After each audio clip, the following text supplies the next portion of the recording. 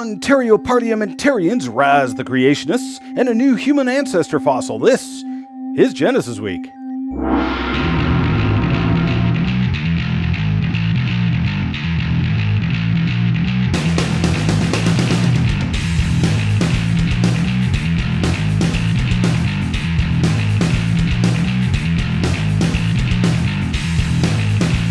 And a welcome to this episode of Genesis Week, the weekly program of creationary commentary on news, views, and events pertaining to the Origins controversy, made possible by you, the supporters of CORE Ottawa, Citizens for Origins Research and Education.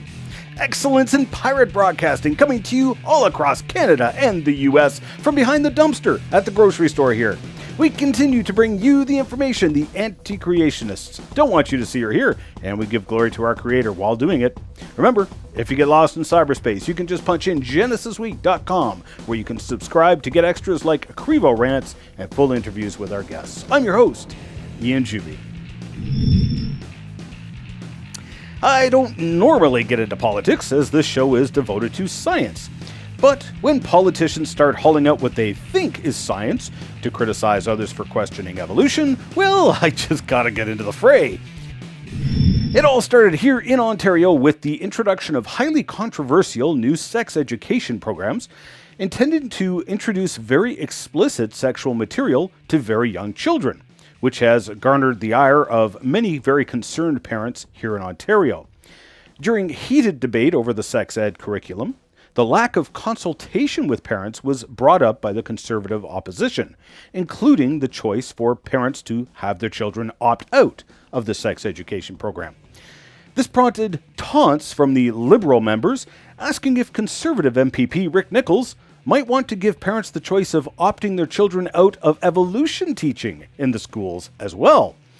Nichols responded with, "That was not a bad idea." Nichols was then grilled by reporters and other members of the caucus about his beliefs regarding creation or evolution. What happened over the next week provided a profound and ironic example of exactly what our education system has taught. Liberal leader Kathleen Wynne jumped all over Nichols' comments, saying, "I would have expected, quite frankly, that everyone in the legislature would have had a firm belief in the science that we teach in our schools, and certainly that I believe in." Wynne made the glaring and common error of equating science and evolution. Science is based upon observation of the natural world, observations that are testable, repeatable, measurable, and predictable. Evolution is none of these things. What observations have been made, what tests have been run, seeing as how evolution occurred in the unobservable past? How is evolution predictable? Every present-day observation is either the opposite of evolutionary predictions or of no help whatsoever to evolution. The founding fathers of all the modern sciences were Bible-believing creationists, and many modern, very successful scientists are Bible-believing creationists. So, obviously, evolution and science are not one and the same. Don't go using the two words interchangeably, please. What's also interesting is her comment about the evolution, not science, taught in our schools is fact. Let's do a poll. I'll bet 99% of science educators will have never before heard the following facts. Natural selection, if actually allowed to run its full course, as taught in our science textbooks, would actually produce the opposite of evolution. It would invert the evolutionary tree of life by selecting the far more fit bacteria and weeding out the higher, more vulnerable life forms like mammals. Weeding out is a nice term for killing them off. Bacteria reproduce with the much simpler, far more reliable asexual reproduction.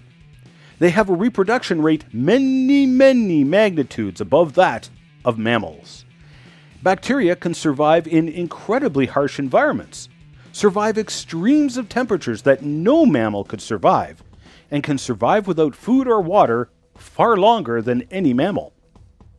So if natural selection really was the driving force behind evolution, we should never have evolved past the bacteria. I go into this in detail in Crevo Rant number 110, Natural Selection. Natural selection is obviously not evolution, so why is it taught as Darwin's hallmark in our textbooks and science classes? The Horse series, an alleged fossil sequence of small land animals evolving into the modern horse, is still taught in our textbooks and museums. That fossil sequence has been found completely reversed in South America, with the modern horse found in rock layers dated older than the Horacotherium.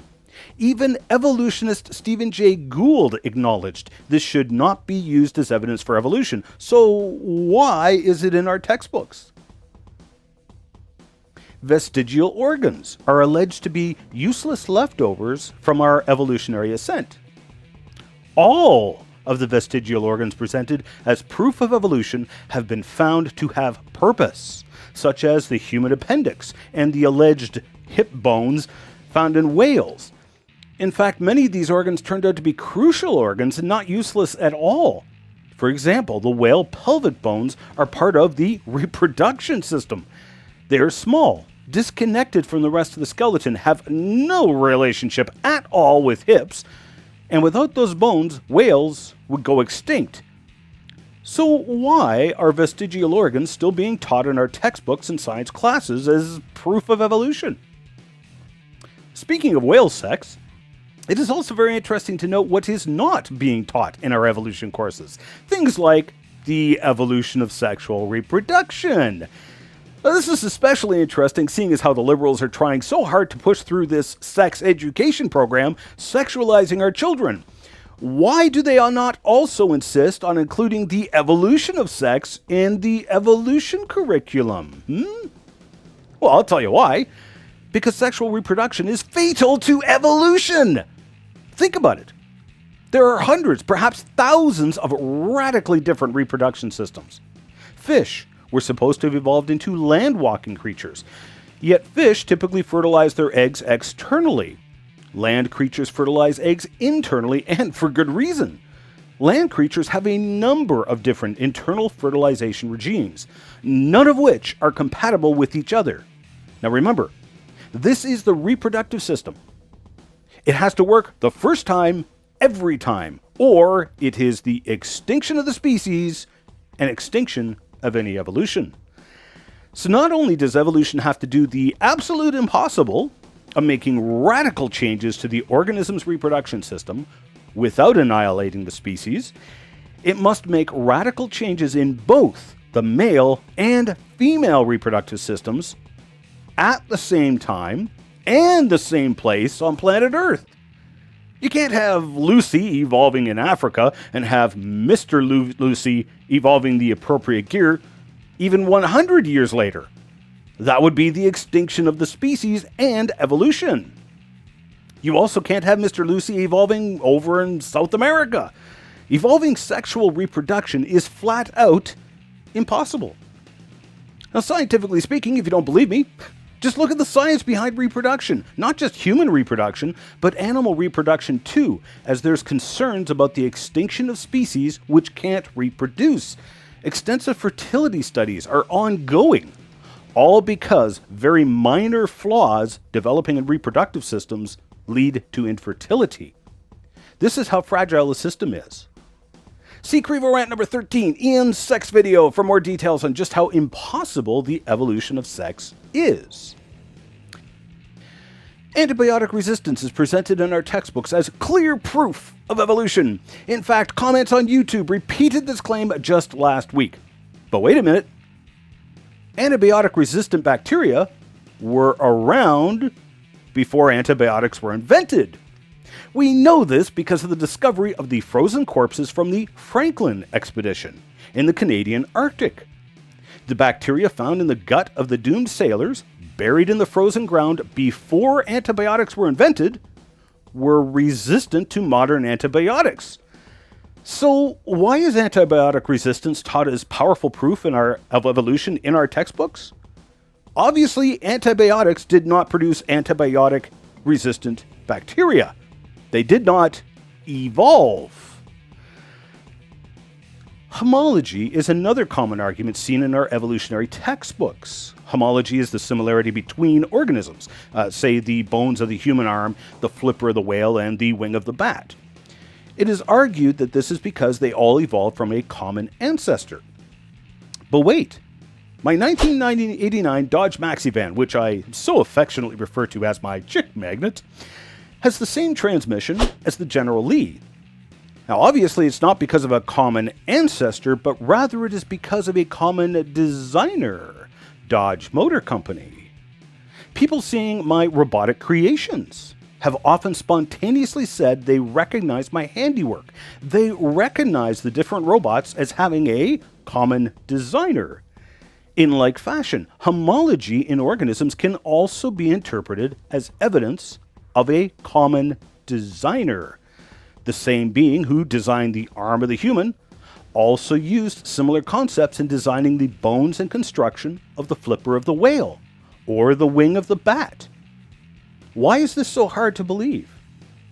It's especially interesting in that the evolutionary researchers have even admitted that where the bones are homologous, the genes that produce, say, this bone in the human are completely different than the genes that produce the homologous bone in the whale, for instance.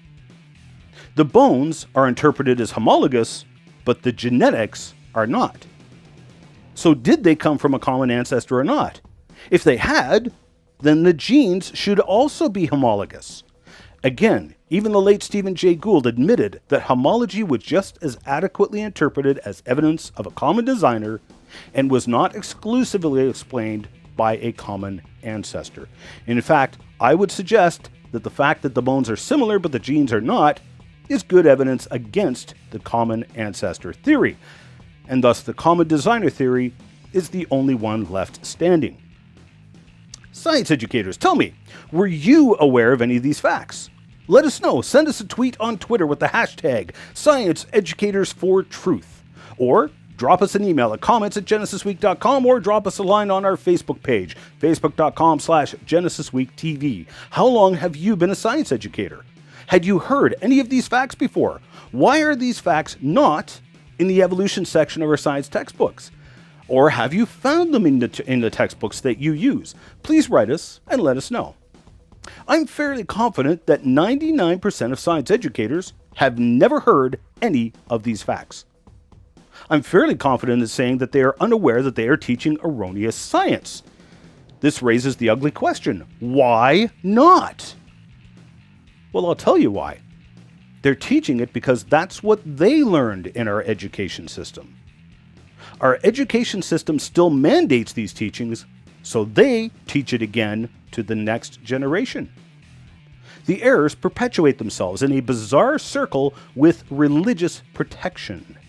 The reason I say religious protection is exemplified in the reactions of even our honorable members of parliament who, instead of addressing the science, immediately stooped to condescending and insulting remarks towards anyone who would dare to question teaching evolution. Such were the remarks of Health Minister Eric Hoskins. We had one member of the PC party questioning whether we should even be teaching evolution in schools. I can't even begin to imagine what may be coming next. Perhaps we never landed on the moon. Landing on the moon was based on true science, scientific and engineering research that is observable, repeatable, predictable, and testable. Evolution is none of these things, so the honorable member has stooped to condescending non-sequiturs. I'll bet the health minister still thinks that bacterial resistance is proof of evolution. The ministers probably don't know any of the facts I pointed out, with the exception, of course, for the Honorable Rick Nichols, which may explain why he said the things he did about opting out of evolution education in the science classroom. But why do these members of parliament not know any of these facts I shared? Because they are a product of our education system. A system that is teaching gross errors and never allows the questioning of the science, falsely so called, behind evolution. The only ones questioning evolution are the creationists, who are actually performing good science and asking questions about the interpretation of evidence. That's what scientists are supposed to do. Opting out of the evolutionary teaching and the highly controversial new sex education, for that matter, should certainly be a parental choice, seeing as how facts, such as I've mentioned, are mysteriously absent from the science teaching. Now, I'm not saying we shouldn't teach evolution, I just think it should be taught accurately and scientifically, complete with evidence for and against it, including competing theories. Like any good science should be taught, seeing as how it's being taught in the science classes and all. I had a pile of intrepid viewers send me articles that came out on a new human ancestor, allegedly pushing back human history 400,000 years. Here we go again. All the headlines said what they usually say every time an alleged human ancestor is found. Jaw-dropping, oldest human fossil fills in a 2.8 million year old gap in evolution. Why the oldest human fossil ever discovered changes everything. Fresh fossil studies rewrite the history of humanity's genus Homo. The skull that chews up theories of human ancestry. 2 new fossils just rewrote the timeline of human evolution. Here's what it looks like now. There's many more that all say the same thing.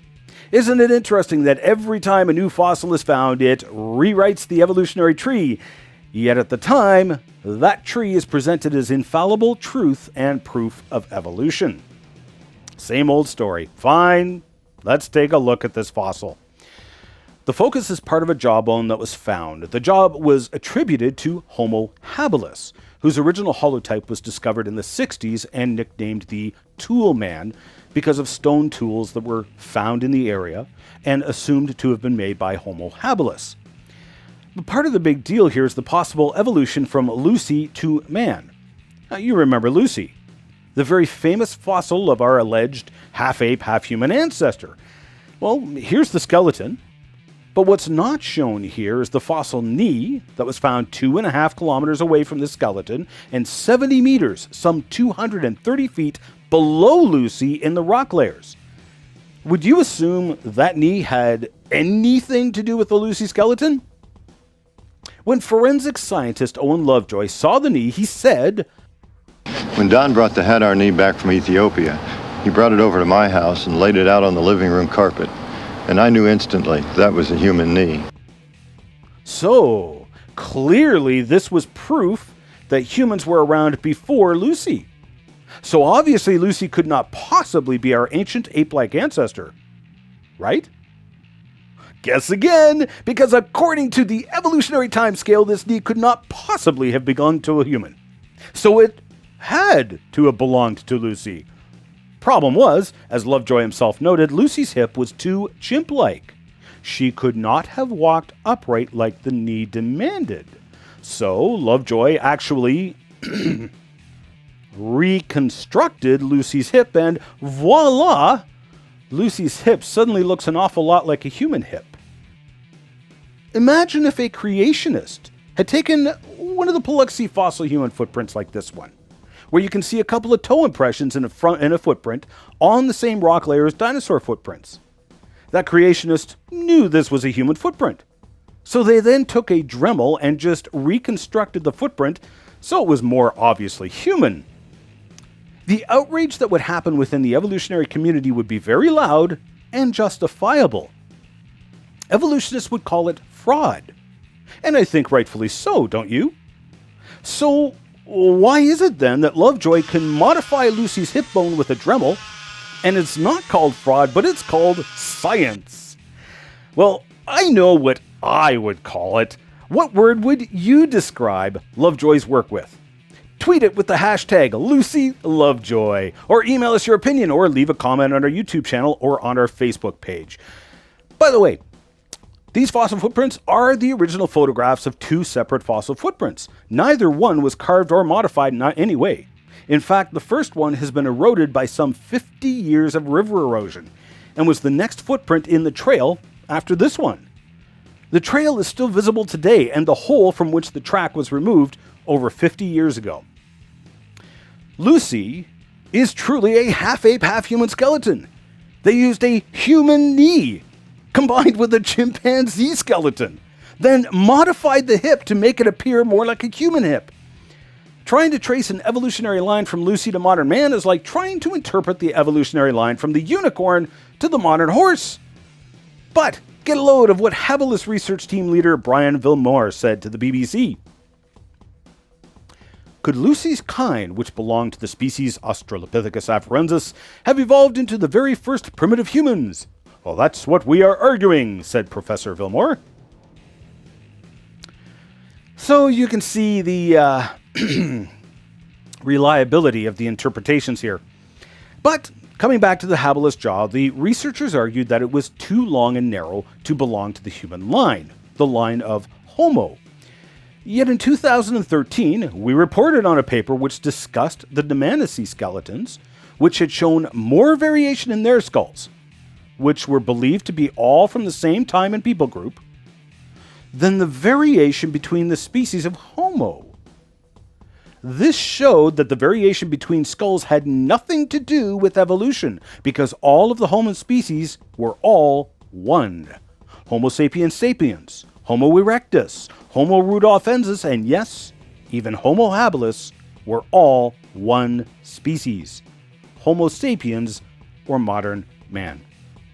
There is no evolution here, even with the reconstruction of this new jaw, as the variation falls within what we see in even modern man. Stick around, we'll be back in just 1 minuto. The Complete Creation video series is just that, an exhaustive look at the science, philosophy, and theology behind the creation-evolution debate. In this 12-DVD series, Ian Juby starts off with a 1-hour presentation for the children in God's little creation.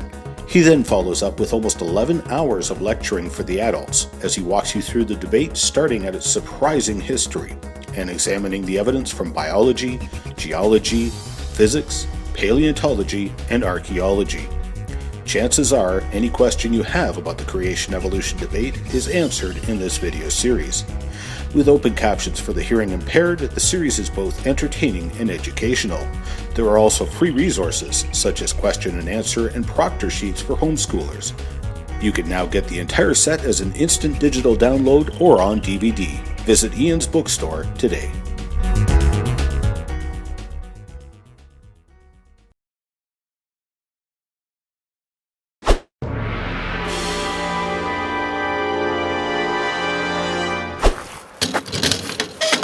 Woohoo! Mail for me?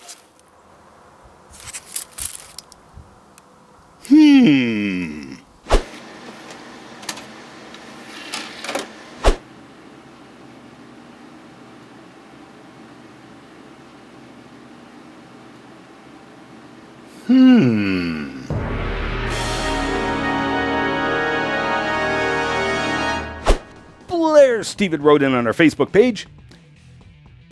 Ian, this week's show fully demonstrates that you don't understand evolution. You actually state that evolution doesn't predict extinctions?